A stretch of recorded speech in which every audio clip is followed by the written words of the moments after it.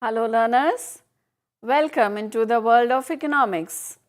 I, Dr. Ritu Gupta, am going to take you through a session on economic growth, economic development in general and in the context of the Indian economy. So let us begin by understanding what economic growth, economic development is all about.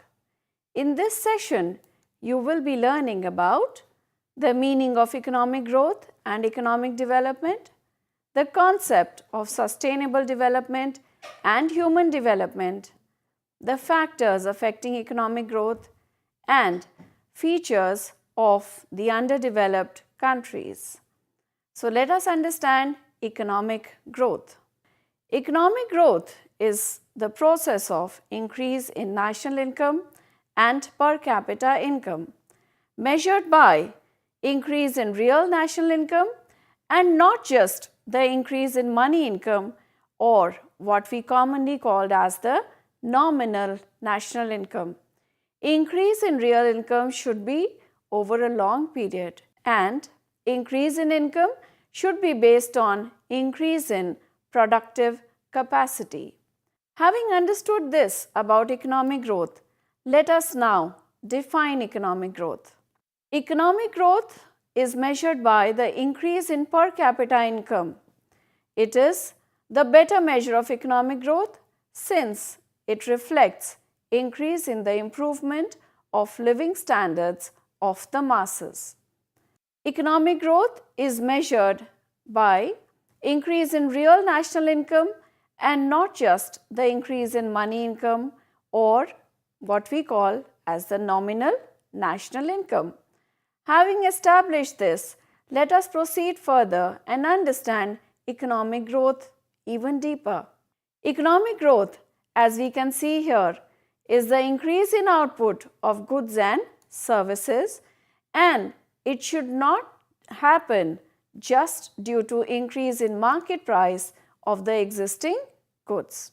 Economic growth is the increase of real national income and per capita income, and it should be sustained over a long period of time. Having defined economic growth, let us now understand economic growth. It is important to understand that economic growth is not just a short-run seasonal or temporary increases in income. It should not hence be confused with economic growth. Economic growth has to happen over a long period of time and it has to be sustained. Economic growth is the increase in income based on increase in productive capacity. What is this? Yes, it is definitely something good happening in the economy. Now, what about the different sectors in the economy? Economic growth is accompanied by modernization or use of new technology in production. Hence, it gives us an insight into the developed transport network. If economic growth is accompanied with strengthening of infrastructure such as improved electricity generation, again it gives us an insight into the improved standard of living of the people. And hence, economic growth is the increase in income which can be sustained only when this increase results from some durable increase in productive capacity of the economy such as modernization or use of new technology in production, the strengthening of infrastructure like transport network and improved electricity generation and such effects. Now, what is economic development? Economic development is the process by which a nation improves the economic, political, and social well-being of its people. I would like to emphasize here on the added two new dimensions to economic growth, which is political and social well-being of the people. Let us understand this. Economic development is the changes in qualitative terms. It is accompanied with changes in quantitative terms. The qualitative changes are social attitudes and customs, and quantitative changes are the increase in national income and output. Let us now compare economic growth and economic development. Let us first compare the meaning. Economic growth, as we can see in the table here, shows that it is an increase in the real output of goods and services in the country. On the other hand, economic development implies changes in income, savings and investment along with progressive changes in socio-economic structure of country. These structures are the institutional and technological changes. Is economic growth and economic development clear now? I am sure the meaning is clear. Let us proceed further in a comparison to the factors that cause these two. Economic growth relates to gradual increase in one of the components of gross domestic product, which is consumption, government spending, investment and net exports. On the other hand, economic development relates to growth of human capital, decrease in inequality figures and structural changes that improve the quality of life of the population. Now, we have understood two factors. First, the definition of each of these terms, economic growth and development, and second, the factors or the changes that bring about these two in the economy. There is yet another dimension wherein we can differentiate between the two, and that is how we measure economic growth and economic development. Economic growth is measured by quantitative factors such as increase in real GDP or per capita income. Economic development, on the other hand, is measured by the qualitative measures such as the Human Development Index or the HDI, the Gender Related Index or the Human Poverty Index, the infant mortality and literacy rates, etc. All these are used to measure economic development. So, we have compared economic growth and economic development on three aspects. First is the definition, then is how we measure it, and the third is how they are impacted in the economy. Let us now understand what effect each of these has in the economy. Needless to say that economic growth brings quantitative changes in the economy, whereas economic development leads to qualitative as well as quantitative changes in the economy. Can we then say that economic development contains economic growth as well? That means economic growth is a sub-part of economic development. If economic growth happens, can we say economic development has occurred? No. For economic development to occur, economic growth has to bring about qualitative changes as well in the economy. And what is the relevance of each of these? Economic growth reflects the growth of national or per capita income. This we have already established. Whereas economic development reflects progress in the quality of life in a country. Let us now understand the third concept of development that we had mentioned earlier, and that is sustainable development.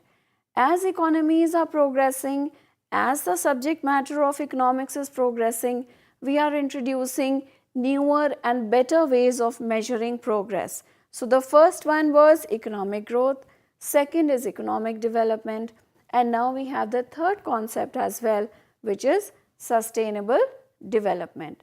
Sustainable development is that development which meets the needs of the present without compromising the ability of future generations to meet their own needs. That means we are taking care not only of the needs of the present generation but also of all our future generations. This has a great impact on our way of utilization of resources. So, sustainable development includes the protection of future economic growth and future development.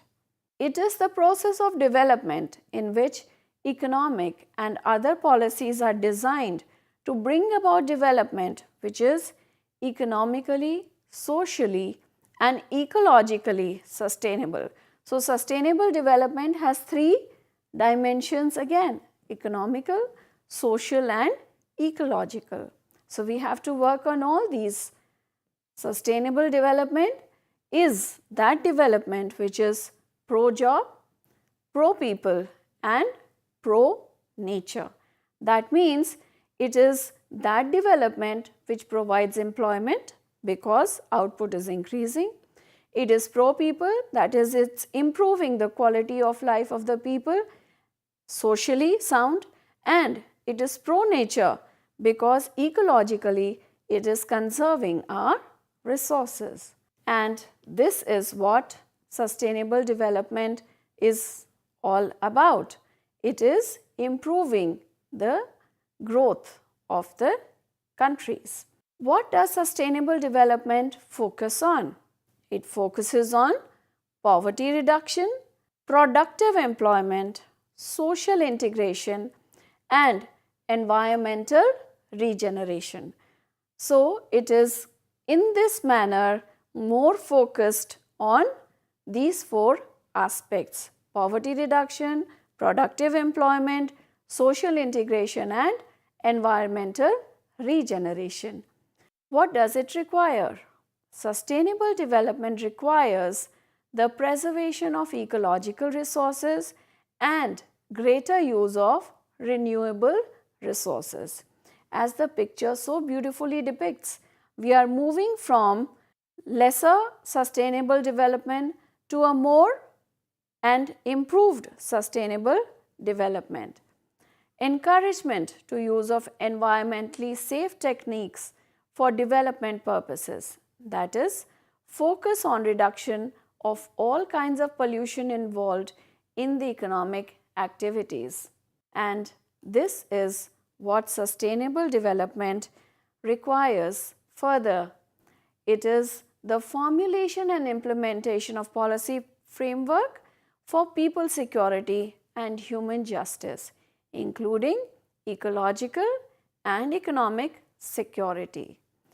As we said, this aspect will take care of the social and ecological factor of sustainable development. There is another development indicator which is the human development. According to the United Nations Development Programme, the UNDP, human development may be defined as a process of enlarging people's choices. As we know, economics is all about choices and how we meet these choices. So, when people's choices are enlarged, naturally it is an outcome of human development. So, very beautifully put in this sentence, a process of enlarging people's choices is the human development. At all levels of development, the three essential choices for people include to live a long and healthy life, to acquire better knowledge, and to have access to resources needed for a decent standard of living. These are the three essentials of human development. If these essential choices are not available, many other opportunities to improve the quality of life will remain inaccessible. That means if we are able to provide these three, then there will be further human development. These are the key, the focal areas of concern. How do we measure human development? Yes, there is an index to measure human development known as the Human Development Index. The combined effect of various components of human development is measured through the Human Development Index, or commonly known as the HDI, developed by the UNDP program of the United Nations. Having understood the various aspects of development, it's time now for us to focus on the factors that affect economic growth. Social, ecological, natural, all these factors, cultural, political, these will all be affected once we are able to take care of the factors that affect economic growth. The process of economic growth is a highly complex phenomena and is influenced by a number of and a variety of factors such as political, social and cultural. These factors are clubbed in two categories, namely the economic factors and the non-economic factors. Let us understand each of these individually. So, what are the economic factors? Quickly, natural resources, capital formation, technological process or entrepreneurship development, human resources, population growth and social overheads. Let us go through each of these individually. Same way we have the non-economic factors such as the socio-economic, cultural, psychological and political factors. Let us first undergo the understanding of each of the 6 economic factors. The first one being natural resources. The principal factor affecting the development of an economy is the natural resources. The natural resources include land area and the quality of the soil, forest wealth, good river system, minerals and oil resources, along with the good climate and so on. If these natural resources are well developed, economic factor of natural resources will definitely lead to a faster economic growth. The second factor of economic nature is capital formation. Capital formation is the process by which a community's savings are channelized into investments in capital goods such as plant, equipment and machinery that increases nation's productive capacity and workers' efficiency, thus ensuring a larger flow of goods and services in a country. So, capital formation is important to economic growth as well. The faster the rate of capital formation, needless to say, faster will be economic growth. The third factor is technological progress. This again is an important factor and it implies the research into the use of new and better methods of production or the improvement of old methods. It's important now to understand how technological progress and entrepreneurship are interlinked. The greater the technological progress, the greater will be the development of entrepreneurship. It is the entrepreneur that or who accepts technological progress and implements new techniques in the production process. So, entrepreneurship, which is the ability to find out new investment opportunities, willingness to take risks and make investment in the new and growing business units, is crucial to technological progress. The greater the entrepreneurship development, the greater will be the technological progress in any economy and hence greater will be the rate of growth of the economy. Human resources. The development of human resources, that is, a good quality of population, is very important in determining the level of economic growth. So, the investment on human capital in the form of educational and medical and such other social schemes is very much desirable. If a nation's human resources developed, they will definitely be experiencing a faster rate of economic growth. The fifth factor is population growth. Population, which on one hand is not a very desirable growth factor, on the other hand it provides us labor. The labor supply comes from population growth and it provides expanding market for goods and services. Thus, more labor produces larger output which a wider market absorbs.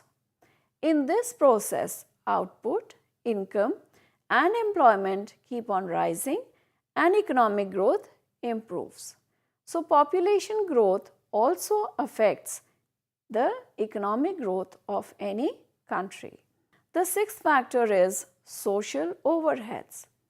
The provision of social overheads such as schools, colleges, technical institutions, medical colleges, hospitals and public health facilities are other economic factors that determine the economic growth. When these social overheads are taken by any economy, then the rate of growth of that economy will definitely be higher, as it is going to affect the human resource development, it is going to affect technological progress, entrepreneurship and so on and so forth. So, these were the economic factors. Let us now understand the non-economic factors that affect or influence the economic growth. These are, as already brought to your notice, socio-economic, cultural, psychological and political factors. These, let me tell you, are equally significant in any economy. The political stability and strong administration in an economy are essential and helpful in modern economic growth. One feels more productive and more secure in such economies. Social and psychological factors include social attitudes, social values and social institutions which change with the expansion of education and transformation of culture from one society to the other. So, this is another non-economic factor which does affect economic growth. If our social attitudes change, then we are more open to accepting changes which are modern, and hence we are also more accepting to economic growth, and economic growth hence becomes faster. The third is education. It is now fairly recognized that education is the main vehicle of development. Greater progress has been achieved in those countries where education is widespread. This is something we all know. Also, the fourth non-economic factor is the desire for material betterment. The desire for material progress is a necessary precondition for economic development.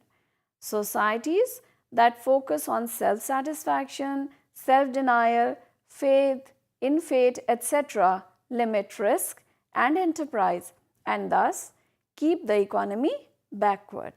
Hence, to be fostering economic growth, we have to be desiring betterment or development, and we have to be desiring new, better and more variety of goods and services so that we are more risk-taking and more enterprising. So, with this, we have revised all the factors that affect economic growth, both economic as well as non-economic in nature. Let us now understand the features of underdeveloped countries.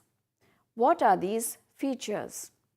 First and foremost, an underdeveloped country suffers from low per capita income. The second is the poor level of living. Vast majority of people in underdeveloped nations lie under the conditions of poverty, malnutrition, disease, illiteracy, etc. Even basic necessities of life such as minimum food, clothing and shelter are not easily accessible to the poor masses. There is a high rate of growth of population, and this high rate of growth of population neutralizes economic growth. High population implies greater consumption expenditure and lower investments in productive activities, and it slows down economic development. The fourth common feature of underdeveloped countries is the highly unequal income distribution.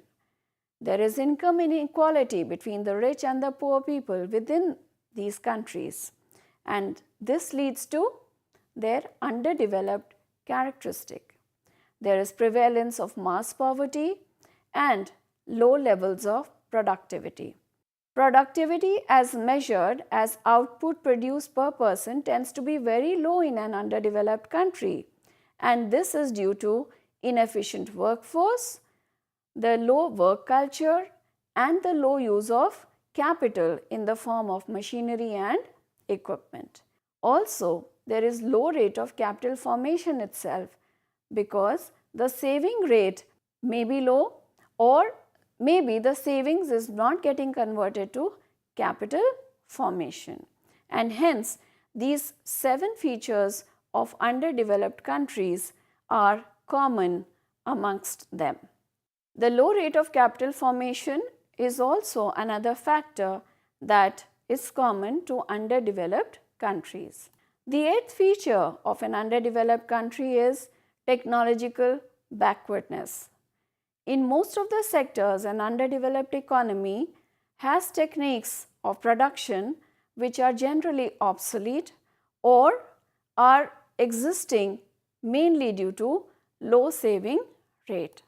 There is high level of unemployment, and that is due to lack of capital and low level of development in various economic sectors.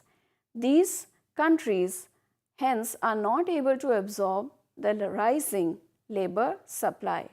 And finally, there is the low social indicators of development such as low literacy rate, high infant mortality rate, low expectancy of life, etc. And all these 10 factors together tell us a lot about underdeveloped economies. Let us now quickly revise what we have learnt in this session. We began with the meaning of economic growth and economic development, the concept of sustainable development and human development, the factors affecting economic growth, and finally, we have understood the features of underdeveloped countries. Thank you very much, and I, Dr. Ritu Gupta, am happy to be bringing these sessions in economics for you. I hope you are learning of the chapter on economic growth and development, and especially in the context of India, is fruitful. Thank you.